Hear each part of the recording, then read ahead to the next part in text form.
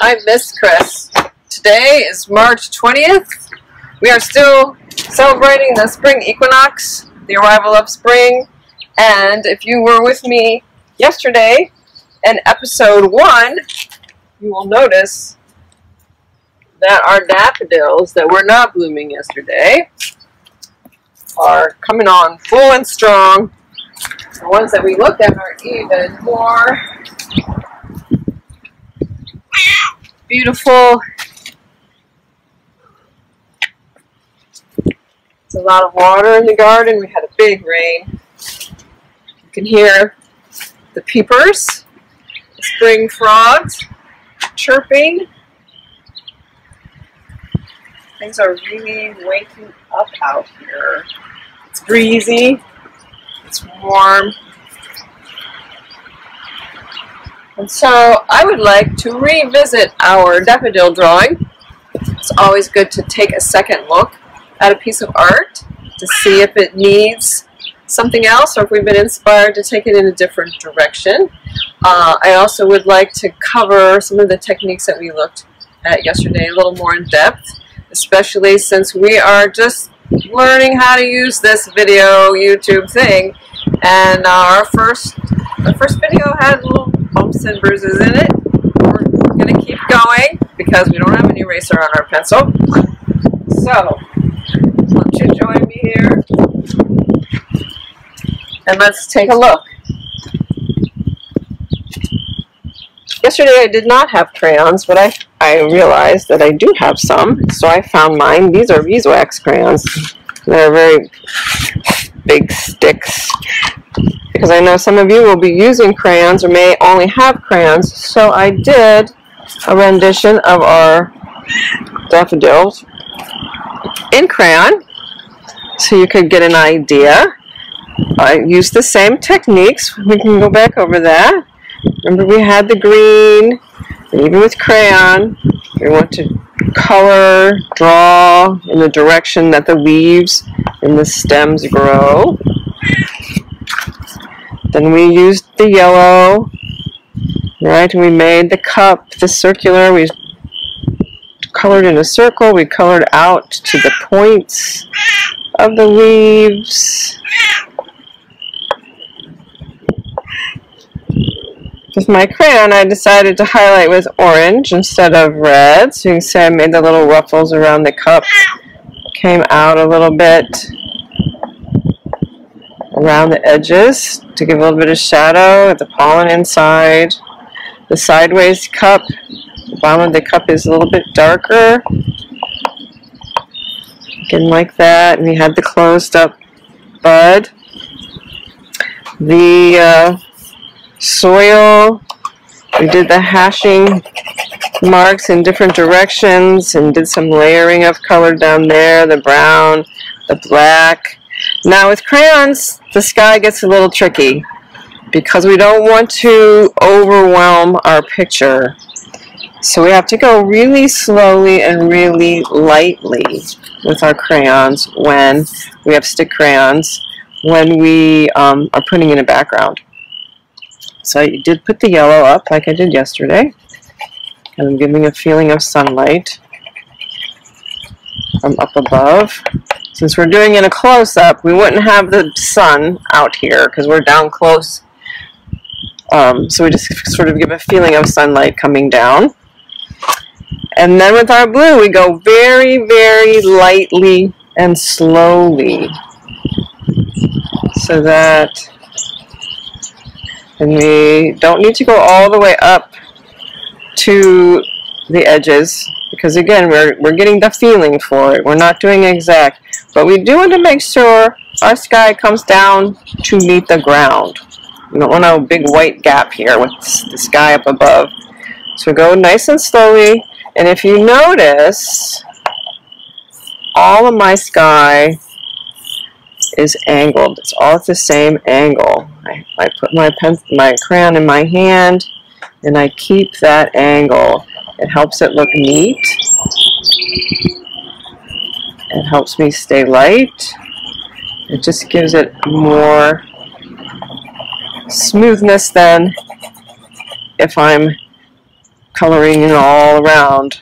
So I just have to be really careful, and I don't need to worry about getting too close in. I still get the feeling of the sky and the flowers. So that's our crayon version. We come back to our pencil version that we didn't finish. Again, those same techniques.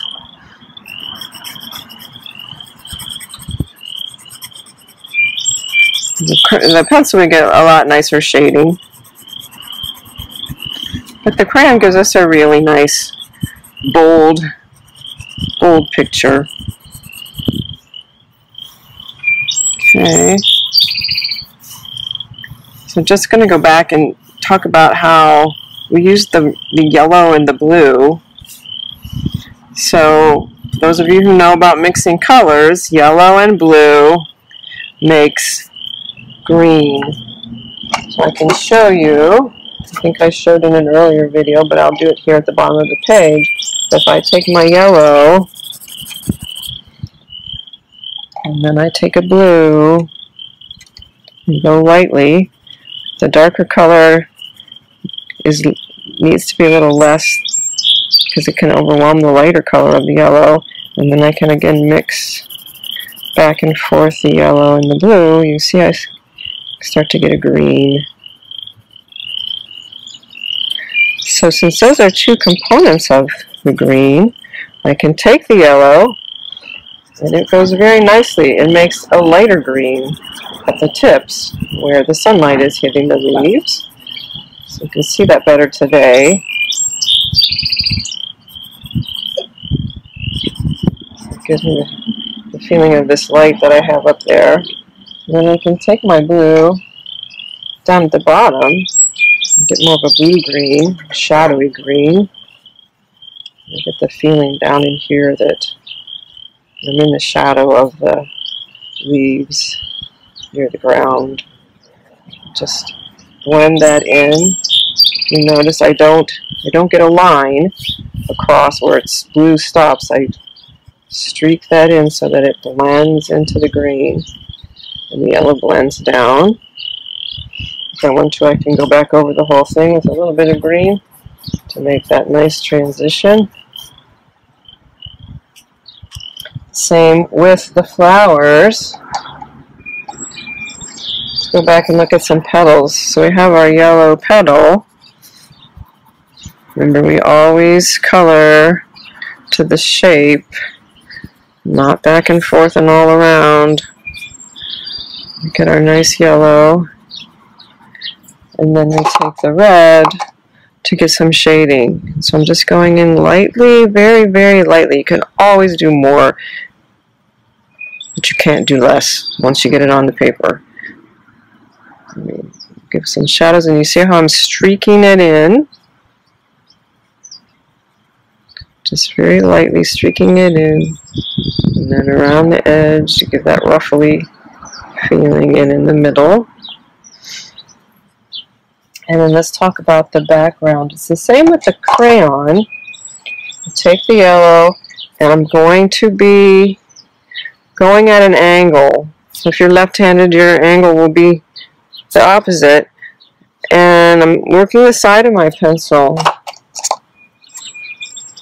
very lightly. It's quick, but you see it's not big. It's get a little bit darker today, so you can see it. So I'm giving that feeling of the sunlight coming down. It gives the picture a nice light, bright springtime feeling. And I'm always staying at the same angle. I'm going to take my blue. The same thing. It's at an angle. And I'm going to bring that in. And it can go up into the, smooth it up into the yellow a little bit. And I don't want to overwhelm the main focus of the picture, which is the daffodil. And I'm just filling in the space so that my daffodil's not hanging out there in nowhere land. And just come down all around. And I can, as I get down closer, make it darker down in here because we're further away from the light. Right? Even take it down into the ground a little bit, which makes the shadow of the plants down there.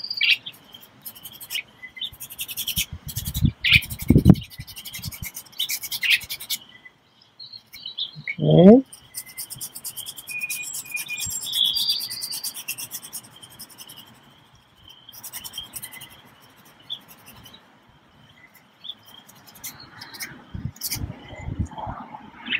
Let's finish this part off with just a graphite pencil, so you can see how that would work if we don't have color.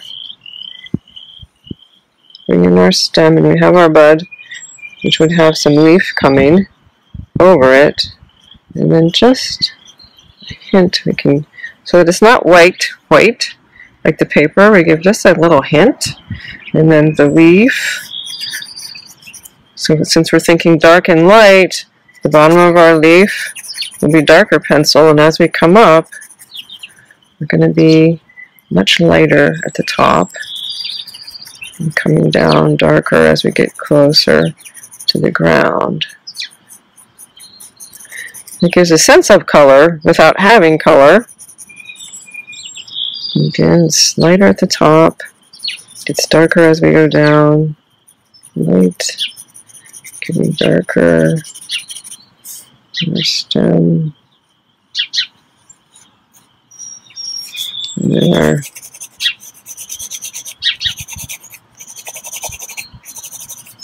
our ground can give the hash. And for the sky, since we don't have color, if we just want to give a little bit of shading around the edge, you can do that, especially, you know, coming a little bit dark here, just to give it a little bit of a framework, just barely. You might not even be able to see this on the video.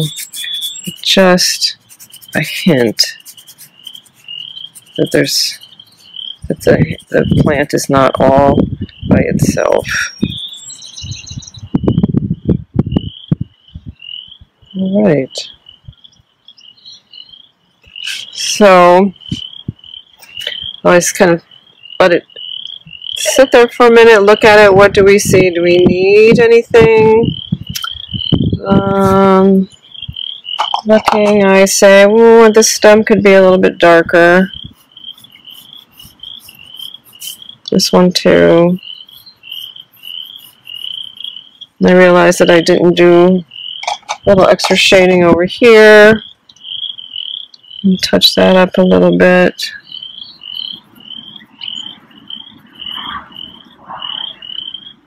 So that it's the same boldness as the other ones, so that they match in their intensity of color. So it needs a little more yellow.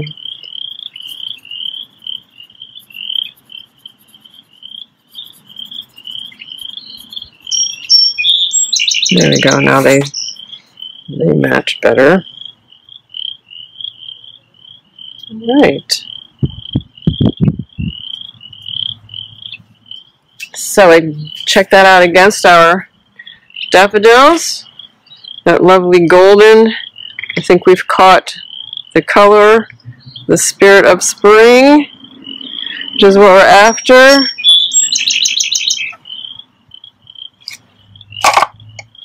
And we can come back to our poem by William Wordsworth. I wandered lonely as a cloud that floats on high o'er vales and hills, when all at once I saw a crowd, a host of golden daffodils, beside the lake, beneath the tree, fluttering and dancing in the breeze. Continuous as the stars that shine and twinkle on the Milky Way, they stretched in never-ending line along the margin of the bay. 10,000 saw I at a glance, tossing their heads in sprightly dance. The waves beside them danced, but they outdid the sparkling waves in glee. A poet could not be but gay in such a jocund company. I gazed and gazed, but little thought what wealth the show to me had brought. For oft, when on my couch I lie, in vacant or in pensive mood, they flash upon that inward eye, which is the bliss of solitude. And then my heart with pleasure fills, and dances with the daffodils. Thanks for joining me, and remember, get outside.